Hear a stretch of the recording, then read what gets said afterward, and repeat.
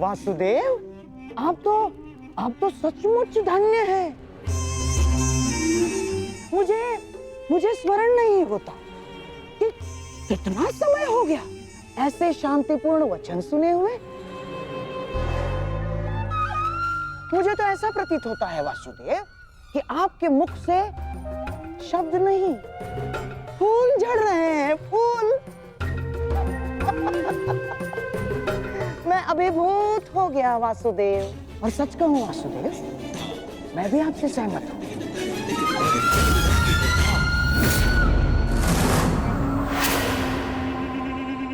मैं भी नहीं चाहता कि ये युद्ध हो ना। मामाश्री, ये क्या कह रहे हैं आप? हाँ दुर्योधन, वासुदेव बिल्कुल उचित कह रहे हैं। हमें इस युद्ध को रोकने का पूरा प्रयास करना चाहिए। समझ गए? हाँ वासुदेव, सबसे श्रेष्ठ युद्ध वो है जो कभी हो ही नहीं। और युद्ध की परिस्थिति उत्पन्न न होने देने का एक ही उपाय है कि एक पक्ष दूसरे पक्ष पर आक्रमण ना करे। चलिए ठीक है, हम पांडवों पर आक्रमण नहीं करेंगे, परंतु वासुदेव, द्वारकाधीश, क्या आप यह आश्वासन दे सकते हैं कि पांडव भी हम पर कभी भी आक्रमण नहीं करेंगे? कभी भी। गांधार नरेश, आप आक्रमण के संदर्भ में बात कर रहे हैं और मैं यहाँ युद्ध की आवश्यकता को ही समाप्त करने के विषय में बोल रहा हूँ। अच्छा ऐसा है। यदि ऐसा है वासुदेव, तो हम आपका प्रस्ताव सुनना चाहेंगे। हाँ, आप शांति दूत हैं तो संदेश तो लाए होंगे। और हाँ, ऊपर से आप शांति प्रस्तापित करना चाहते हैं। तो वासुदेव, शांति प्रस्तापित करने के लिए जिस समाधान की आवश्यकता होती है, वो समाधान भी लाए होंगे आप, है ना? बताइए, क्या है इसका समाधान? प्रत्येक युद्ध की नींव में अन्याय छिपा होता है गांधार राज, और अन्याय का केवल एक ही समाधान है, और वो समाधान है न्याय।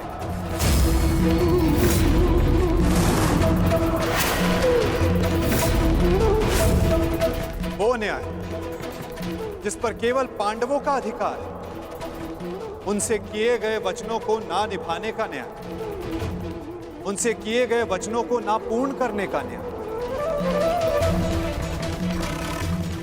इस भरी सभा में जो अधर्म हुआ, जो अन्याय हुआ, उसके प्रति न्याय। महाराज धृतराष्ट्र, मैं यहां पांडवों की ओर से उनके साथ जो अन्याय हुआ, उसका न्याय मांगने आया। कैसा अन्याय वासुदेव? वो अन्याय जो एक धर्म सभा में एक अधर्म द्यूत माध्यम से हुआ था। वो अन्याय जो कुरुकुल के ज्येष्ठ जनों के समक्ष कुलवधू पांचाली के साथ हुआ। यदि उस अन्याय का त्राण हो तो इस महायुद्ध को रोका जा सकता है।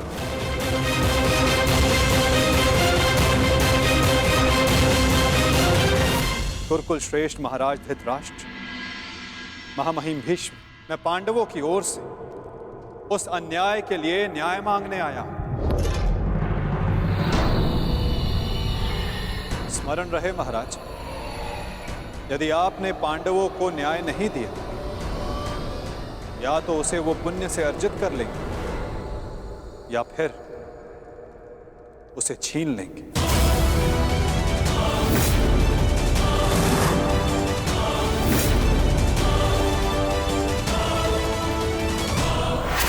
अब निर्णय आपका है। वासुदेव, आप यहाँ शांति प्रस्ताव लेकर आए हैं या हमें धमकाने आए हैं? वो उस द्यूत में जो कुछ भी हुआ, सबकी उपस्थिति में हुआ, युधिष्ठिर की इच्छा से हुआ।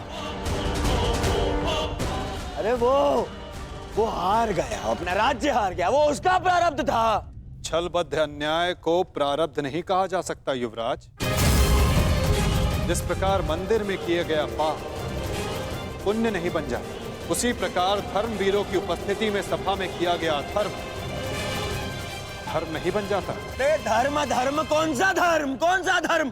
कोई धर्म नहीं हुआ। नारी नारायणी होती है युवराज, और भरी सभा में एक नारी का, एक कुल वधू का वस्त्र हरण अधर्म नहीं?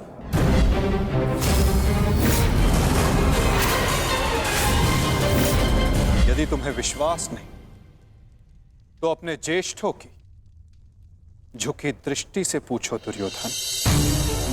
उन वस्त्रों से पूछो जो आपको आपके मन की नग्नता अनुभव कराने के लिए आपके शरीर से दूर हो गए। उन प्रतिज्ञाओं से पूछो जो पांडवों ने अपने भ्राताओं के विनाश के लिए मांगे। ये प्रतिज्ञा लेता हूं और यही जंगल तोड़कर तुम्हारा प्राण दे लूंगा दुर्योधन। उस श्राप से पूछो जो द्रौपदी ने समस्त कुरुकुल को दी। इस सभा में उपस्थित वो हर व्यक्ति जिसने मौन रहकर ये अधर्म होते हुए देखा, उन्हें उनके मौन रहने का दंड मिलेगा। श्राप है ये अपनी सुता द्रौपदी का। परंतु यदि आप सब चाहें तो पांडव अपनी प्रतिज्ञा को त्याग देंगे। द्रौपदी अपना श्राप वापस ले लें। बस आप सबको अपनी भूल का अनुभव करके पांडवों को केवल उनका अधिकार देना है।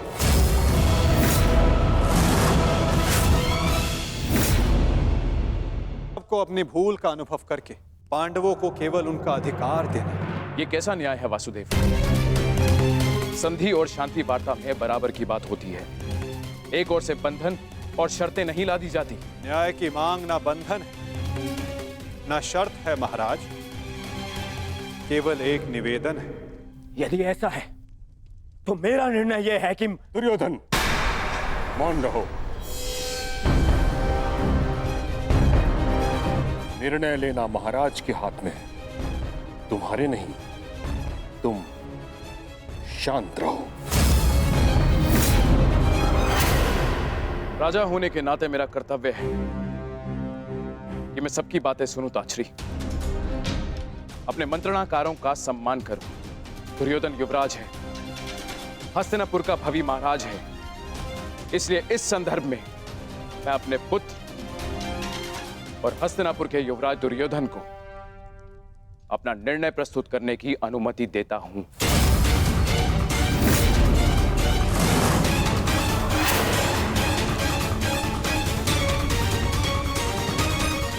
धन्यवाद पिताश्री। हाँ तो सुनिए वासुदेव, ऐसा है कि उस द्यूत में पांडव स्वयं अपना अधिकार हार बैठे थे। अब ना तो वो किसी भी राज्य का उनको अधिकार है और ना ही राजा होने का।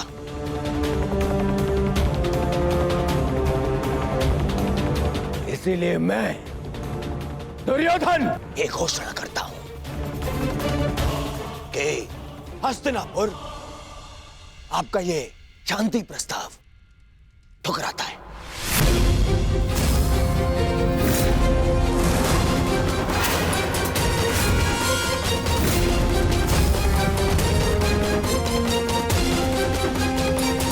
दुर्योधन, क्या तुम्हें इस बात का अनुमान भी है कि शांति प्रस्ताव ठुकराने का अर्थ है युद्ध को निमंत्रण?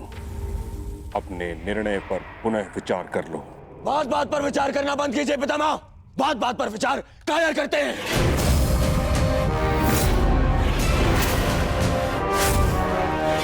योद्धा का जन्म ही युद्ध के लिए होता है और मैं इस युद्ध के लिए प्रस्तुत हूं।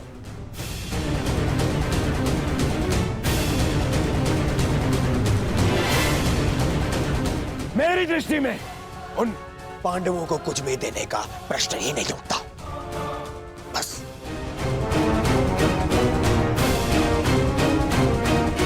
मैंने ये सभा समझौते के लिए रखवाई थी, न कि अपने ही अधिकार के त्याग के लिए। ये मेरा अंतिम निर्णय है।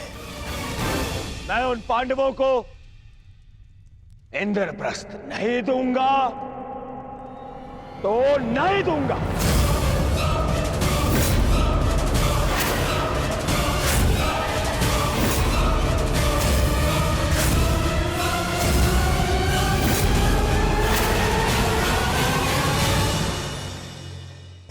मैं उन पांडवों को इंद्रप्रस्थ नहीं दूंगा तो नहीं दूंगा।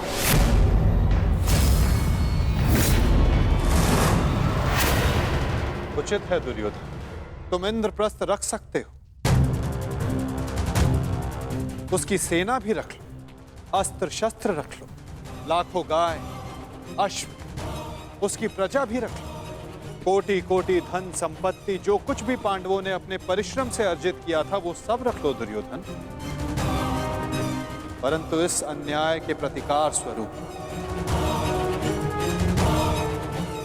केवल एक कार्य कर दो। प्रतीक के रूप पांचों पांडवों को 5 गांव दे दो।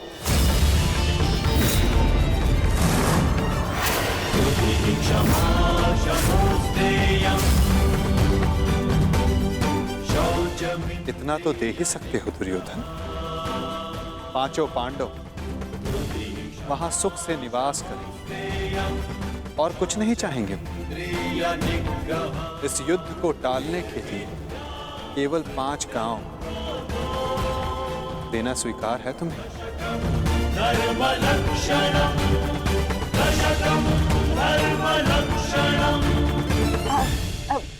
वासुदेव वासुदेव वासुदेव, यदि दुर्योधन 5 गांव दे देता है तो क्या आप वचन देंगे कि पांडव इंद्रप्रस्थ की चाह में आक्रमण की चेष्टा नहीं करेंगे? हाँ गांधार नरेश, मैं वचन देता हूं कि इस स्थिति में पांडवों की ओर से कोई आक्रमण नहीं होगा। वो हर परिस्थिति में संतुष्ट रहेंगे।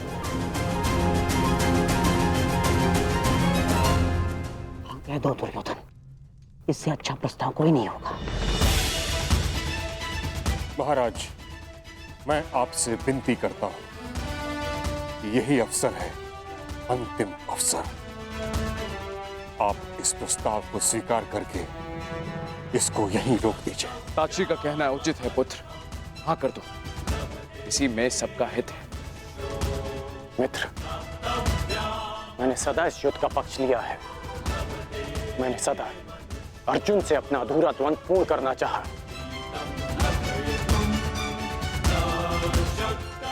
मैं अपना अधूरा द्वंद्व कभी और पूर्ण कर लूंगा। इस समय पूरे भारतवर्ष को महाविनाश से बचाने की आवश्यकता है।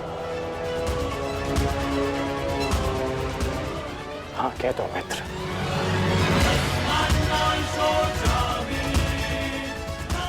तुमने तो एक अनजान का मान रखने के लिए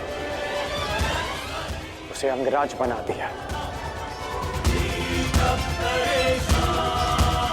तो लाखों के प्राणों को बचाने के लिए 5 गांव दे दो मित्र। देख रहे हैं वासुदेव, मेरे मित्र अंगराज मेरे साथ है।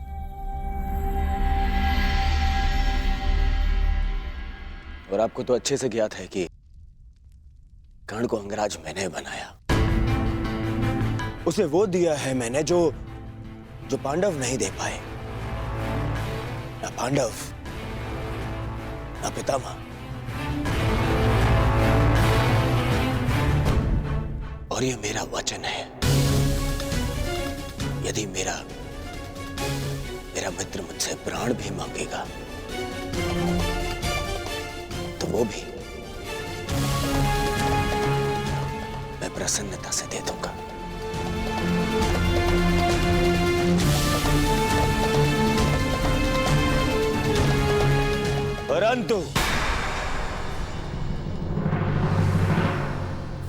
परंतु ऐसा सोचना भी मत कि मैं उन पांडवों को कुछ भी देने वाला हूं।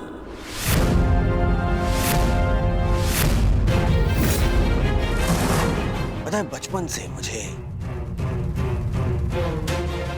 यही आभास कराया गया है कि मेरा किसी भी वस्तु में कोई अधिकार नहीं, ना अपने पिता के राज्य पर, ना सिंहासन पर।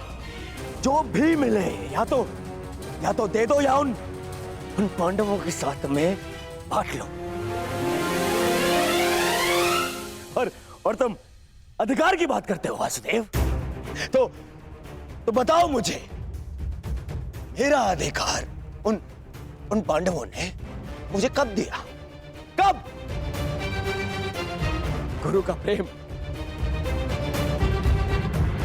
महामहिम का वात्सल्य किसी को मिला तो वो उन पांडवों को, मुझे नहीं।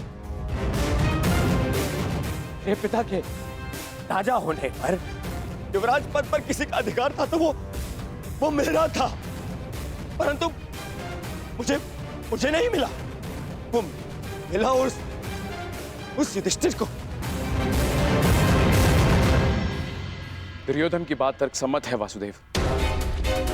युवराज राजा का पुत्र ही बनता है और यही नीति है। आप तो कभी वास्तविक राजा थे ही नहीं महाराज। आप तो आज भी हस्तिनापुर के केवल कार्यकारी नरेश। आपका राज्य अभिषेक भी नहीं हुआ। और रही बात नीति की, तो कुल वधू का वस्त्र हरण, उसका अपमान कहां की नीति है? पांडवों का पक्ष लेना बंद करो ग्वाले। मैंने उस द्रौपदी को धर्म पूर्वक द्यूत में जीतकर उसे अपनी दासी बनाया। उसका वस्त्र हरण करना मेरा अधिकार था, क्योंकि जो दासी अपने स्वामी की आज्ञा का पालन ना करे वो दंड की अधिकारिणी होती है। नारी केवल सम्मान की अधिकारिणी है दुर्योधन।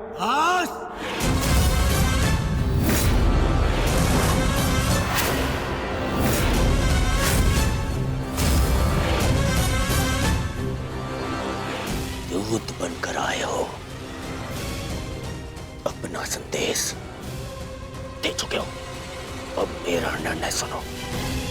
मैं उन पांडवों को बाज गाँव तो क्या, एक सुई की नोक बराबर धरा भी नहीं दूंगा।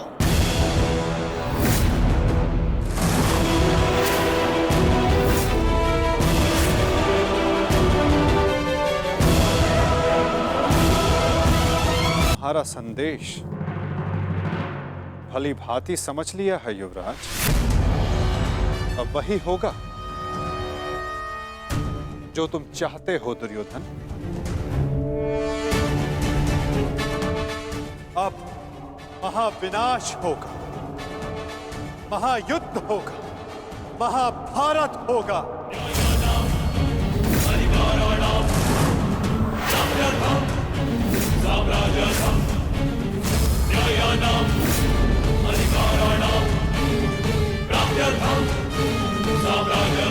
प्रणिपात।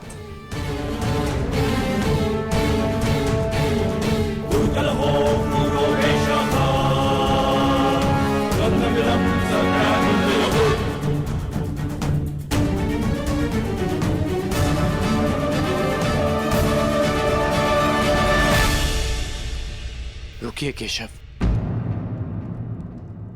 मित्र, एक बार और विचार कर लो। अरे मित्र, राजा बलि की कथा स्मरण है तुम्हें? वो मायावी वामन उनसे 3 पग मांगने आया था। 3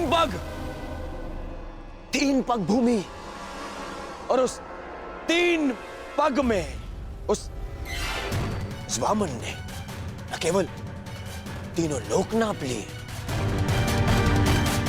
बल्कि उस बलि का नाश भी कर दिया।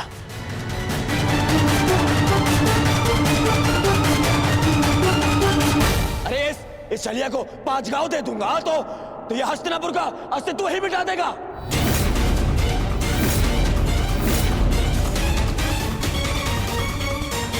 अखंडी कृष्ण, तुम्हारी मीठी मीठी बातों का प्रभाव इन पर पड़ सकता है, दुर्योधन पर नहीं। तो फिर मैं प्रस्थान करता हूं।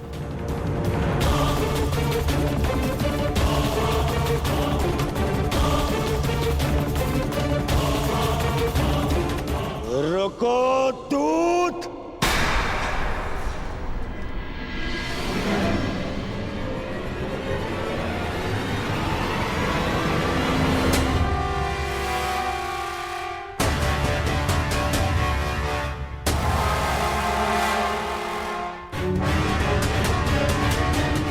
मैंने तुम्हें जाने की आज्ञा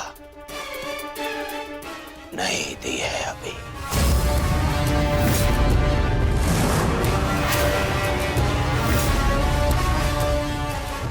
सब तुम्हारी माया से भयभीत हैं कृष्ण। आज मैं अपनी प्रजा और अपनी सेना के मन से तेरा भय मिटा दूंगा कृष्ण।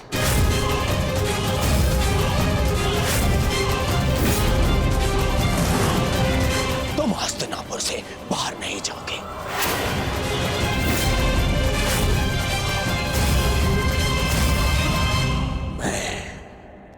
धृतराष्ट्र पुत्र दुर्योधन, तुम्हें अभी और इसी क्षण बंदी बनाता हूं वासुदेव।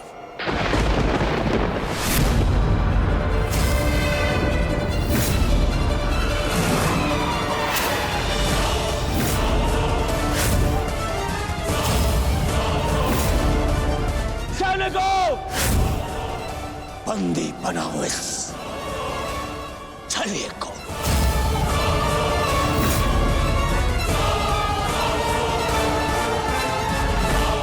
अपने पुत्र को सीमा में रहने का अर्थ सिखाइए महाराज। ये अनर्थ करने जा रहा है। महामहिम बिल्कुल ठीक कह रहे हैं महाराज। वासुदेव कृष्ण केवल हस्तिनापुर के संबंधी नहीं, इस समय वे एक शांति दूत हैं। और इस बात का स्मरण रहे महाराज, एक शांति दूत के साथ इस तरह का व्यवहार उचित नहीं है। आचार्य ठीक कह रहे हैं पुत्र। ऐसा अनर्थ मत करो। रावण ने भी यही मूर्खता की थी। उसने भी दूत का अपमान किया था और उसकी सोने की लंका जलकर भस्म हो गई।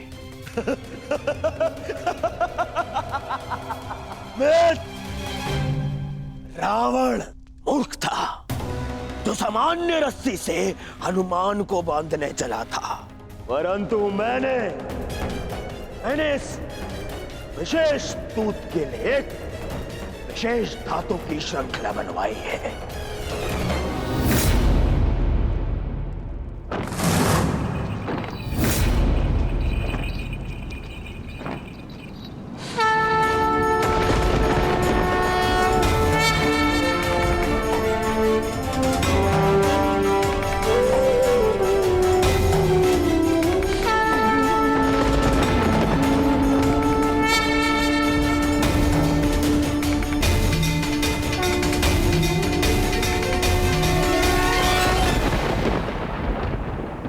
कुछ नहीं कहेगा।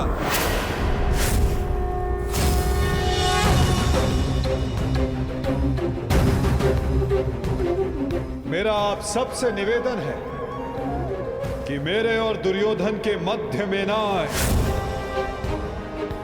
और साक्षी बने इस क्षण के। इसे भान नहीं कि ये क्या कर रहा है, जिसके जन्म के पश्चात जिसे बंदी गृह की बेड़ियां ना बांध सके, सैनिकों का पहरा ना रोक पाए, आज तुम उसे बांधने चले हो दुर्योधन।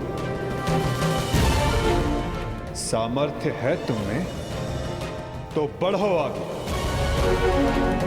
हो सके तो साधो मुझे दुर्योधन। अपने इन श्रृंखलाओं में बांधने का प्रयास करो।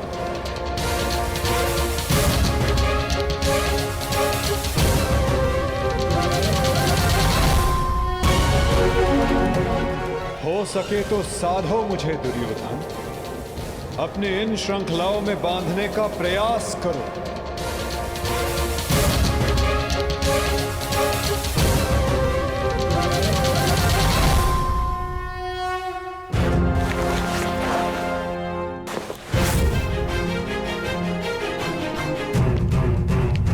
उठो उस तेरे को।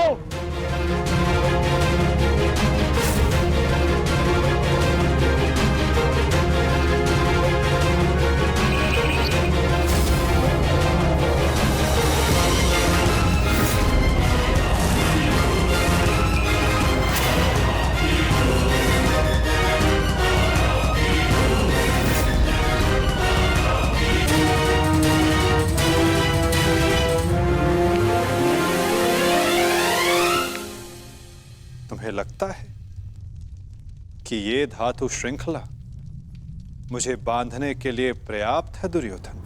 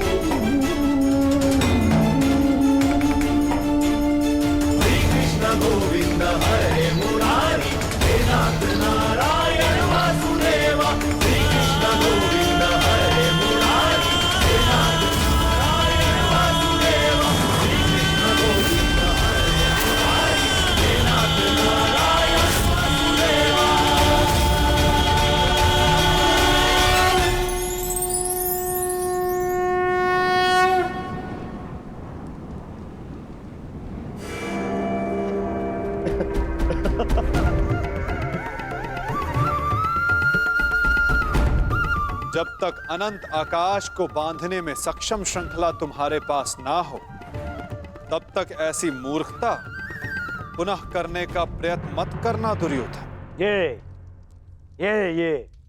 छल, ये माया, यही है ना तुम्हारे अस्त्र छलिए। परंतु मुझे तुमसे या तुम्हारे इस माया से डर नहीं लगता। हर लूंगा मैं तुम्हारे और उन पांडवों के प्राण।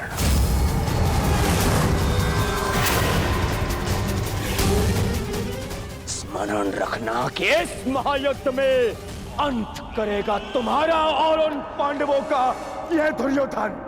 जो स्वयं मृत्यु के शिखर से गिरने वाला हो, उसे अपने अंत की चिंता करनी चाहिए मूर्ख दुर्योधन।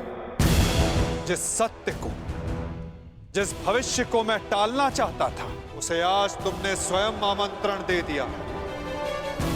और सत्य ये कि इस महायुद्ध के अंत में तुम्हारे पापों और तुम्हारे पाप में भागीदार रहे प्रत्येक का अंत होगा। ये युद्ध अंत होगा।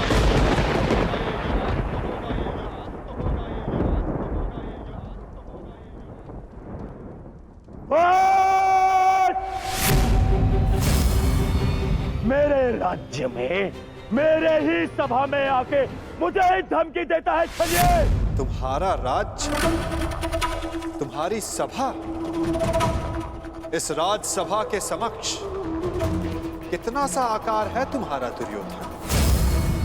और हस्तिनापुर के समक्ष कितनी सी है ये सभा?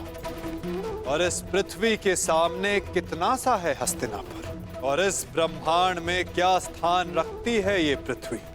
यदि मनुष्य का अभिमान और दम उसके आकार से अधिक बड़ा हो जाए, तो वही मनुष्य को स्वयं अपने बोझ से मार डालता है। और तुम्हारे अंत का कारण भी यही अभिमान होगा दुर्योधन। और तुम्हारा अंत भी तुम्हारे इसी अभिमान से होगा दुर्योधन।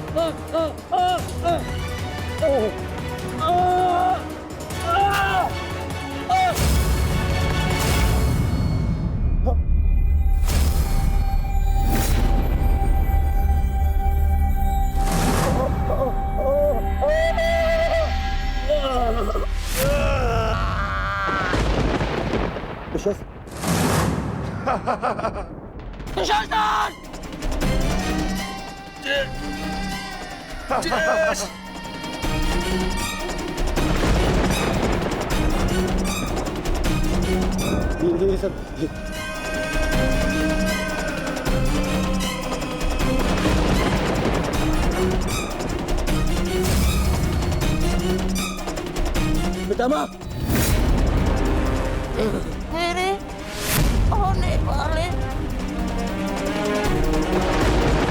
मामा श्री, क्या हो रहा है? मैं कहाँ हूँ? मित्र,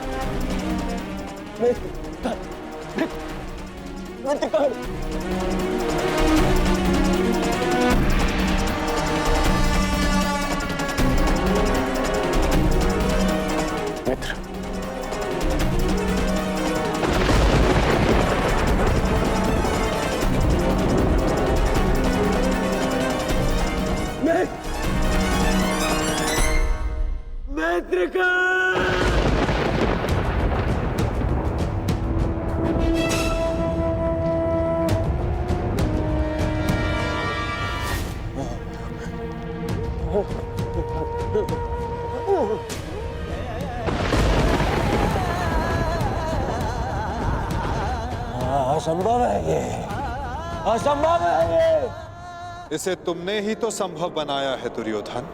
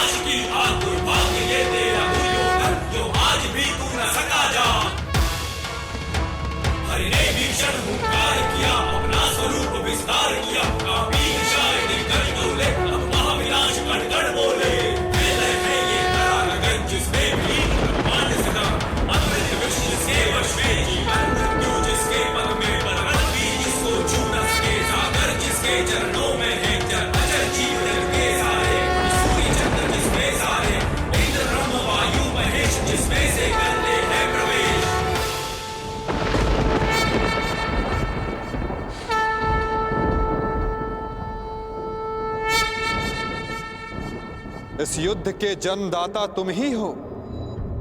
ध्यान से देखो इसे, ये कुरुक्षेत्र है। ये तुम्हारे अहंकार का परिणाम है दुर्योधन।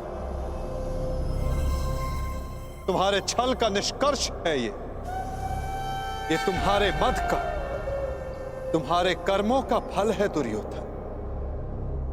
ये उस पाप का परिणाम है दुर्योधन जो भरी सभा में याज्ञसेनी के साथ हुआ।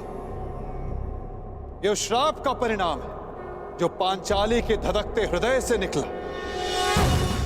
देखो मूर्ख, मृत्यु तुम्हें पराजित कर चुकी है और तुम विजय का स्वप्न देख रहे हो।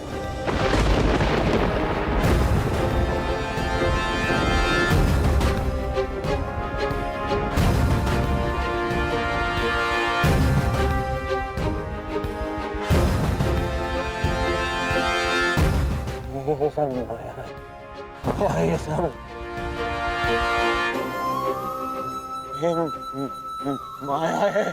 माया नहीं दुर्योधन, तुम्हारे कर्मों की छाया है ये। यही तुम्हारा भविष्य है, यही तुम्हारा प्रारब्ध, यही अंत है कुरुवंश का। युद्ध की चाह थी ना तुम्हें, महाविनाश देखने की इच्छा थी तुम्हें। ठीक है, युद्ध मिलेगा तुम्हें, महाविनाश देखोगे तुम।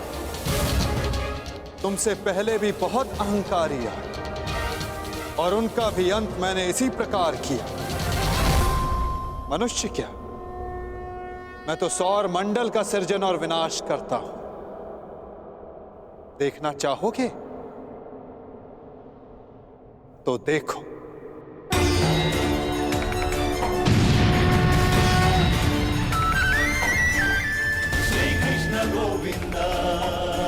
उधर देखो दुर्योधन।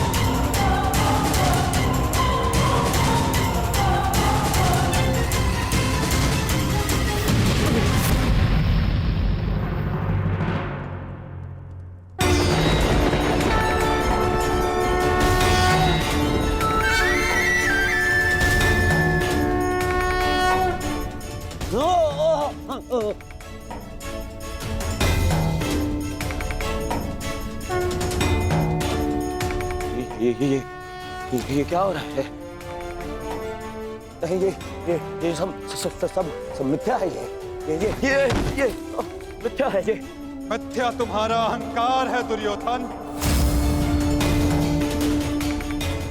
मिथ्या ये सभा है, सत्य तो वो है जो तुम कभी समझ ही नहीं पाए। वो सत्य जो मैंने अभी तुम्हें दिखाया।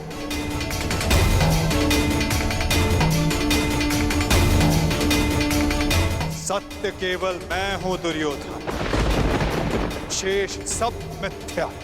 ये सब माया है। तुम साधारण मनुष्य हो और कुछ नहीं हो। आश्चर्य है, परंतु इसमें तुम्हारा क्या दोष? जब मनुष्य में अहंकार, तो वो सत्य केवल आकार से पहचानता है। तो आकार देखो दुर्योधन।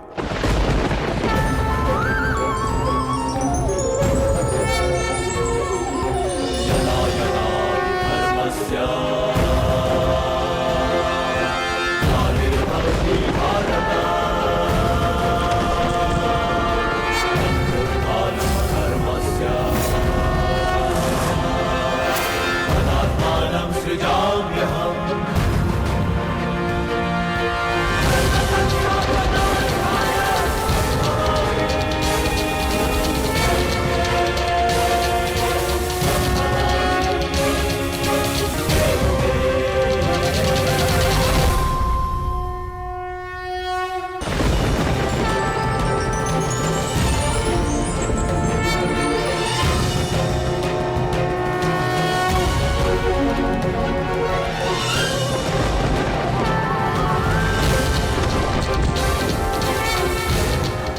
मैंने शांति दी दुर्योधन, और तुमने स्वीकार नहीं की। मैंने मैत्री दी, परंतु अपने अहंकार के आगे तुम्हें मैत्री का मूल्य समझ नहीं आया।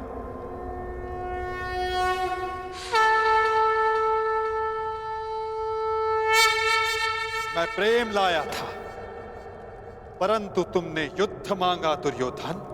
तो सुनो, अब युद्ध होगा।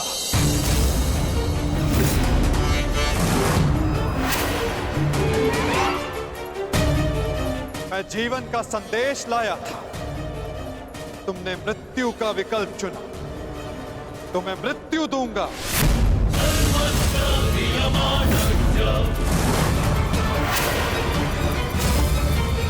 तुम्हें अनुमान नहीं दुर्योधन कि यह युद्ध कितना भयंकर होगा।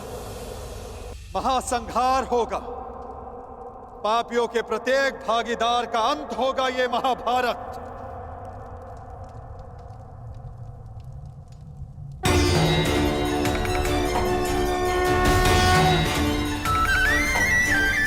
श्री कृष्ण गोविंद हरे मुरारी, हे नाथ नारायण वासुदेवा।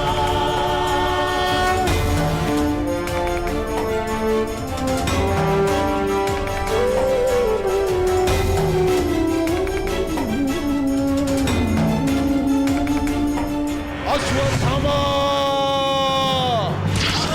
हे नाथ नारायण वासुदेवा, श्री कृष्ण गोविंद हरे मुरारी, हे नाथ नारायण वासुदेवा, श्री कृष्ण गोविंद हरे मुरारी।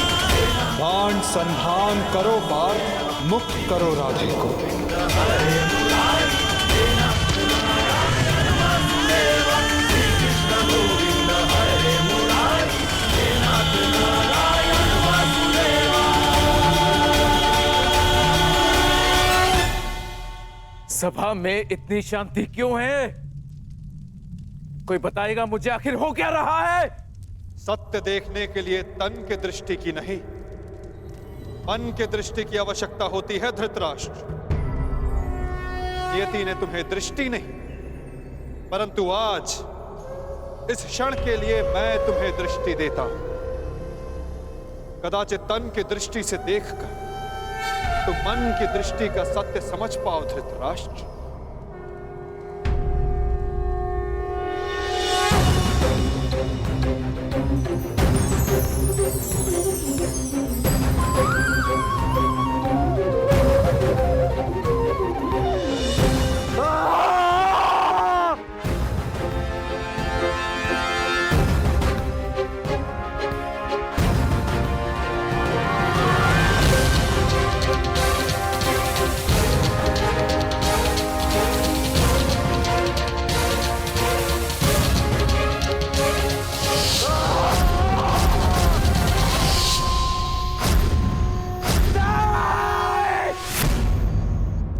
नहीं चाहिए ये दृष्टि मुझे, वापस ले लो। ये क्या अनर्थ दिखा दिया मुझे। वासुदेव, ले लो, वापस ले लो।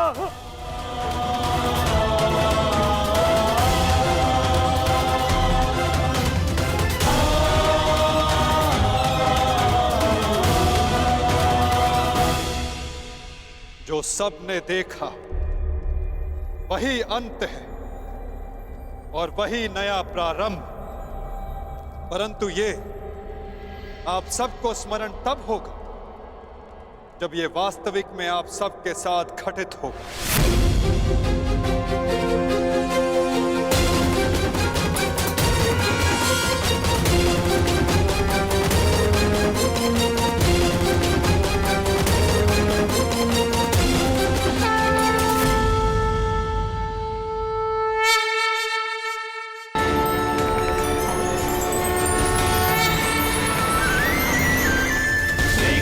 गोविंद हरे मुरारी,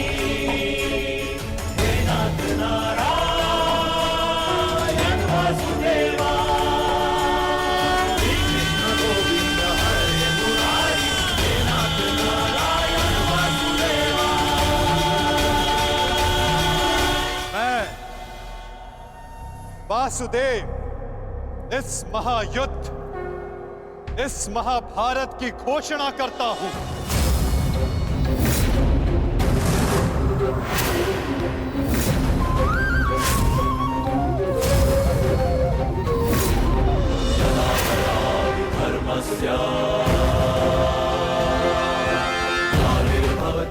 स्मरण रखना दुर्योधन, तुम्हारे इस अभिमान के साथ साथ तुम भी इस धरा पर ऐसे गिरोगे कि कभी उठ नहीं पाओगे। इस महाहिंसा, इस महाविनाश के उत्तरदायित्व का बोझ तुम अपने साथ दूसरे लोक लेकर जाओगे दुर्योधन।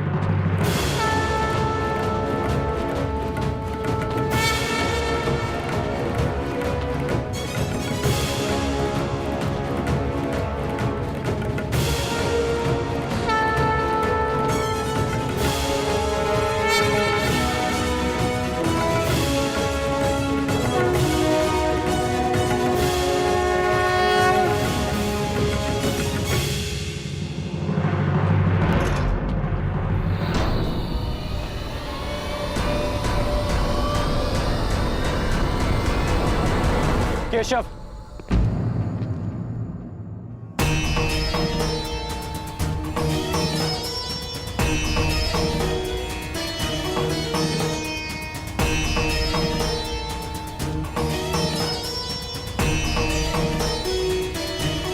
मुझे सदा से भान था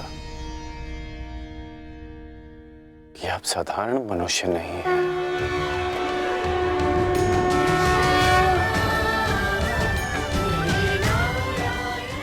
परंतु आज जो मैंने देखा, उसके पश्चात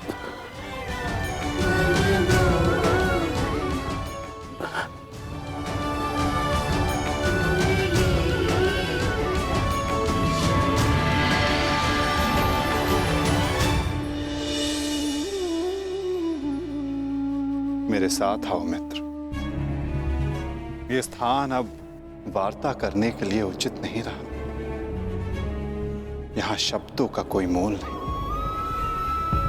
यहां शब्द केवल सुने जाते, समझे नहीं जाते।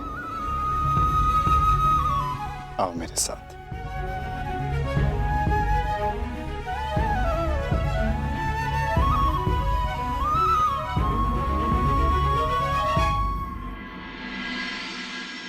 केशव,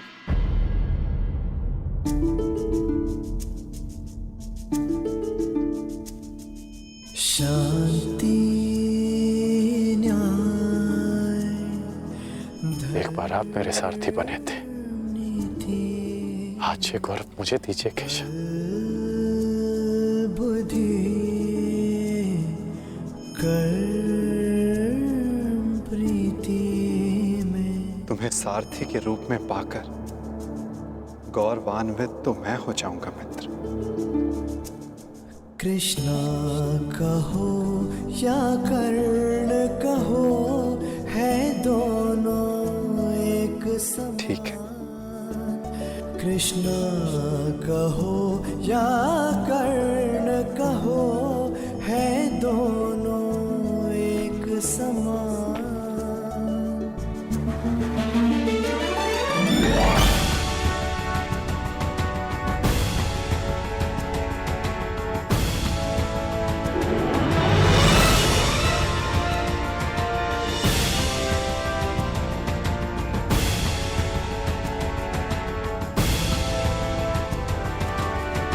तो मित्र, जो कुछ भी तुम्हारे मन में। आप ही पढ़ लीजिए ना केशव, कि क्या है मेरे मन में। मैं तुम्हारा मन पढ़ सकता हूं मित्र, परंतु जैसे कि मैंने पहले भी कहा था, मुझे तुम्हारे मुख से सुनना अच्छा लगता है। अब कह भी दो मित्र, क्या है तुम्हारे मन में? इस समय जो मेरे मन में चल रहा है वो ये है कि आपने मुझे पांडवों के पक्ष में आने का प्रस्ताव दिया था। हाँ, और तुमने उस प्रस्ताव को अस्वीकार कर दिया था। हाँ, परंतु मैंने कभी नहीं सोचा था कि मेरा ये निर्णय मुझे आपके विपक्ष में खड़ा कर देगा केशव। आपको तो युद्ध का परिणाम पता है ना केशव। किसी अनहोनी के होने से पहले उसका ज्ञात हो जाना, क्या वो आपको पीड़ा नहीं देता केशव? मनुष्य संतोष से इसलिए जीता है क्योंकि वो नहीं जानता कि अगले पल क्या होने वाला है। वो नहीं जानता कि वो जीवित रहेगा या वो मर जाएगा। परंतु यदि उसे ज्ञात हो जाए कि अगले पल क्या होगा या वो कब मर जाएगा, तो आपको नहीं लगता कि उसके आने वाले पल भय और चिंता में बीतेंगे?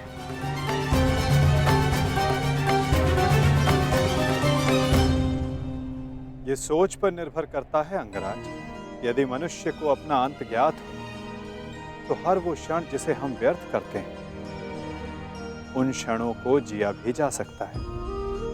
इस नदी को देख रहे हो? इस बहती नदी को पता है कि अंततः इसे सागर में जाकर मिल जाना। अधिक ज्ञान पीड़ादायी नहीं होता मित्र। अधिक ज्ञान उचित निर्णय लेने में सहायता करता है। यदि तुम्हें भी भूत और भविष्य का कुछ अधिक ज्ञान होता तो कदाचित तुम भी अधिक न्यायपूर्वक निर्णय कर पाते। आपका मंतव्य यही है ना कि पांडव उचित हैं और दुर्योधन अनुचित?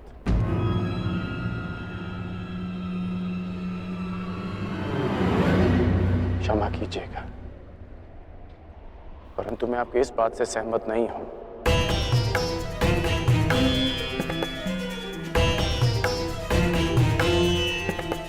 मुझे लगता है केशव कि दोनों अपने अपने स्थान पर दोषी हैं।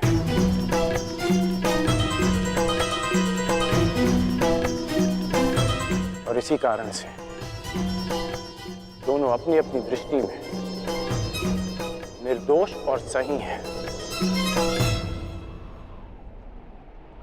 यदि दोनों ही दोषी तो तुम निष्पक्ष क्यों नहीं हो जाते मित्र? क्योंकि मुझे लगता है कि दुर्योधन युधिष्ठिर से कहीं अधिक सक्षम शासक सिद्ध होगा। इतने अधर्म करने के पश्चात भी? हाँ, क्योंकि वो युधिष्ठिर की भांति धर्मराज होने का ढोंग नहीं करता। आप ही बताइए केशव कि जिसने स्वयं की पत्नी को दांव पर लगा दिया हो, जिसने द्यूत के कुचक्र से निकलकर स्वयं को द्यूत में फिर से फंसा लिया हो, वो कैसा धर्मराज?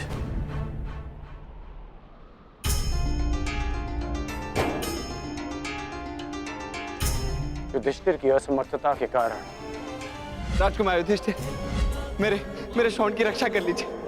मेरा अनुज मृत्यु की भेंट चढ़ गया।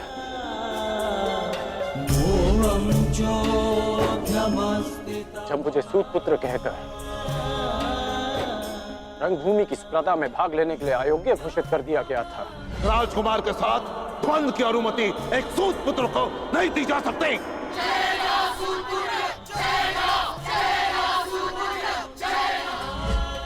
तब भी धर्मराज का धर्म मौन था। ऐसे में दुर्योधन ने मेरा हाथ थामा, जिसे आप अधर्मी कहते हैं। आज मैं अंगराज हूं, परिवर्तन के लिए खड़ा हूं। वो केवल दुर्योधन के कारण केशव। मैंने कहा था ना, यदि तुम्हें तनिक अधिक ज्ञान होता तो तुम उचित निर्णय ले पाते मित्र।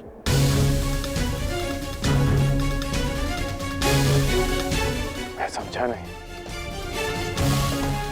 तुम सदा स्वयं को सूत पुत्र समझते आए होकर, और यदि तुम्हारा ये ज्ञान मिथ्या हुआ तो मिथ्या? हाँ कर, क्योंकि तुम्हें तो पता ही नहीं कि तुम वास्तव में हो कौन। मुझे ज्ञात है कि मैं कौन हूं, और मुझे गर्व है कि मैं अधिरथ पुत्र कर्ण हूं, राधे पुत्र कर्ण हूं, सूत पुत्र कर्ण हूं।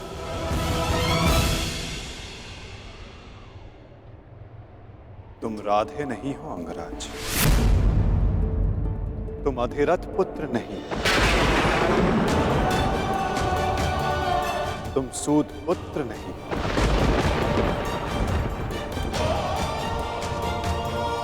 तुमने कभी ये नहीं सोचा कर्ण कि एक सूत पुत्र के शरीर पर दिव्य स्वर्ण से मड़ित कवच और कुंडल क्यों है?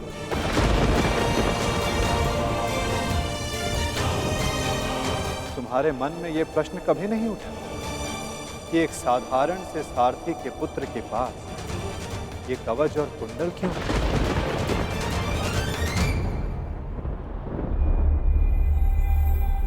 क्या तुम ये सोचकर कभी व्याकुल नहीं होते कर्ण कि तुम शेष से इतने भिन्न क्यों हो? तुम सूर्य पुत्र कर्ण, सूर्य पुत्र कर्ण, सूर्य पुत्र कर्ण, सूर्य पुत्र कर्ण।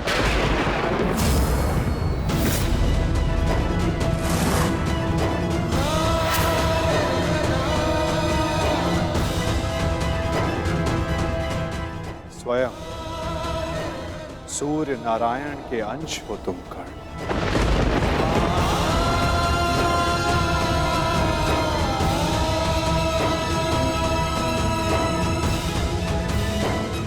यह सत्य है,